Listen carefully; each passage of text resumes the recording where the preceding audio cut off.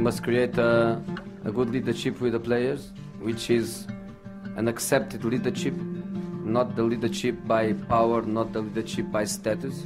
Make everybody feel part of a group, and I'm one of them.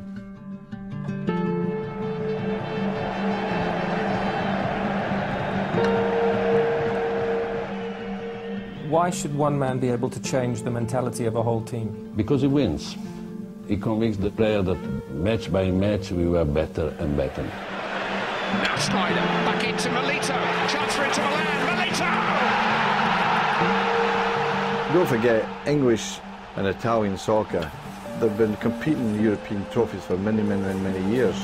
Diego Milito, fantastic run. Oh, wonderful goal! No one's ever won a treble, either of these countries, until Inter did it and we did it. The last minute, when you feel you are European champions, the joy of the players, of the fans, of the president, being this match, the last one with Inter Milan, is even more emotional. History for Inter Milan, the first Italian treble winners.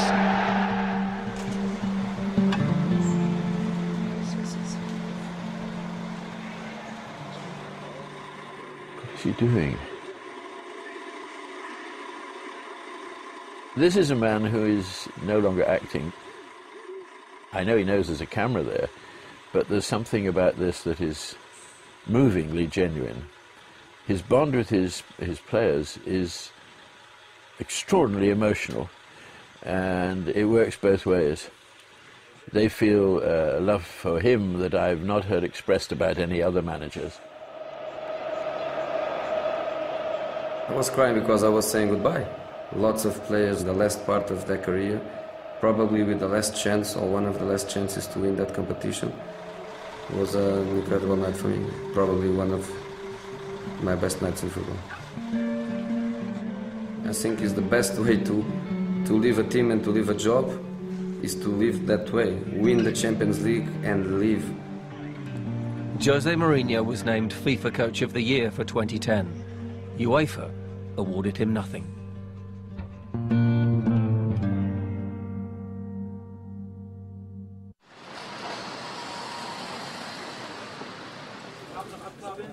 I arrived in Real Madrid after 10 years of being manager in top clubs in top countries, and after my great experience in England and in Italy was the kind of challenge and the kind of club that I dream with, yes.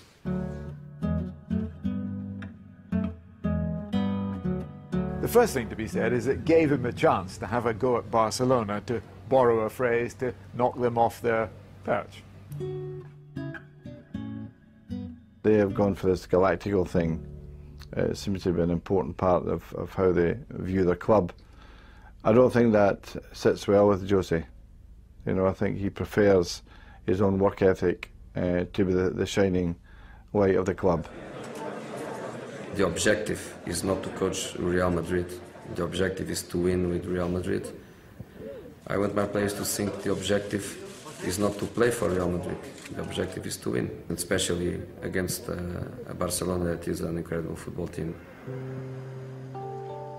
Mourinho's first El Clasico brought a 5-0 humiliation, his worst defeat as a manager. Barcelona were heading for another Spanish title and another Champions League, unless Mourinho could inspire another semi-final upset. If he continues, say Pep, I would say, hey Jose. The mind games worked their magic. En esta sala, él es el jefe, el amo, es el que más sabe del mundo. Yo no quiero ni competir ni un instante. It's the first time say Pep. If I say Pep, I say Jose. But on the pitch, the meltdown belonged to Madrid. He lost it. He's sent him off. Completely. Mourinho's been sent off as a result of his conversation with the German officials. To play in your own half when you're Real Madrid is crazy. Here's Messi, away from 2, 3, 4, wonderful, wonderful, wonderful. And then he comes out and compounds it by making possibly his most ludicrous allegation of all time, is that there's a conspiracy between Barcelona and the UEFA to make Barcelona win the Champions League every year. Real Madrid has always been this club that has been a gentleman. It's been always seen as the example club in Spain and also in Europe. And he kind of disagreed with this behavior. He thought he was the one making the rules, and a lot of supporters didn't like that. When you live on the edge like Jose does, at times he does live on the edge, and sometimes you go too far over the line. I don't think it bothers Jose that. I don't think it would worry him. The thing is, he's in the result industry, he knows that. It's results that count. In April 2012, a Mourinho team won at the Nou Camp for the first time. Real had outclassed their rivals, breaking records for points, goals and away wins. Jose Mourinho became the first manager in history to win league titles in England, Italy and Spain.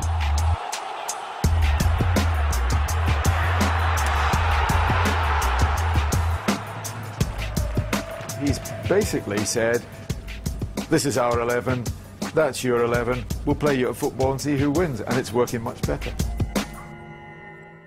It has got the Galacticos, but it's not overloaded with them, and there is a work ethic there that transcends itself to a successful team. And I don't think Real Madrid have always had that in the last 15 years. Hello. What's your biggest strength? I think it's love for family. That's the engine of everything. Everything I do is for them. After that, I'm Catholic. I believe in him. I try to be a good man, so he can have a little bit of time to give me a hand when I need. When you hear him talking like that, you realize that this is a man with a very complex brain, a man whose complexity makes him exciting.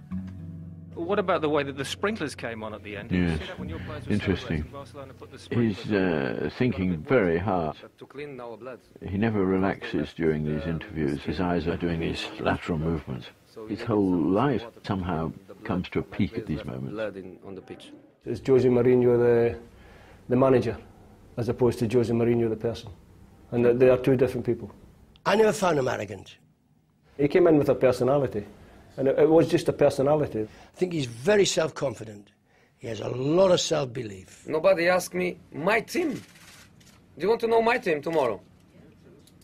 So why don't you ask me? What's your team tomorrow? It's too late. I'm sorry.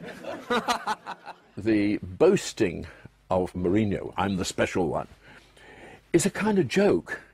It's not to be taken seriously, and anybody who does take it seriously is missing the point. Why do you think Chelsea have suffered so much since you left Stamford Bridge? Because I left Stamford Bridge. No, I'm joking.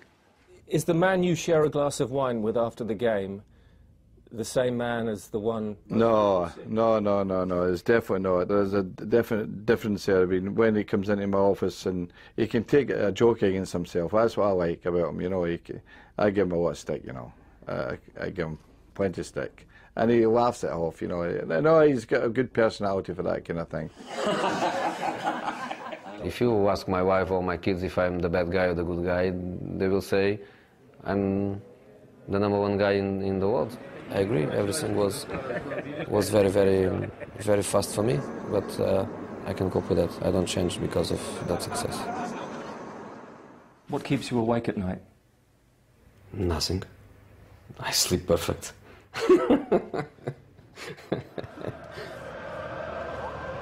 Last month, Jose Mourinho returned to the city where he made his first iconic impression on English football. Manchester City hosted Real Madrid on a relatively understated night for the manager. Real advanced from the Champions League group stage to move one step closer to ending that wait for a 10th European Cup. The next challenge for Jose Mourinho. Yes or no, is your career incomplete if you don't win the Champions League for Real Madrid? My career is always incomplete, and nobody puts pressure on me because I put pressure on myself. There is no club bigger than Real Madrid, and European football matters so much to Jose Mourinho. He must, of course, win the Champions League with Real Madrid. In fact, if he doesn't, it'll be a black mark. A failure? Yes. Yes.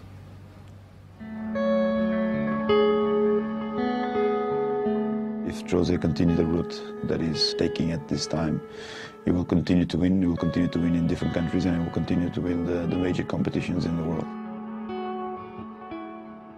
Yes or no, will you manage in England again? For sure. For sure. In my whole career, everything was perfect. The only thing I didn't, and I hope I can do it one day, is to win a Champions League for an English club.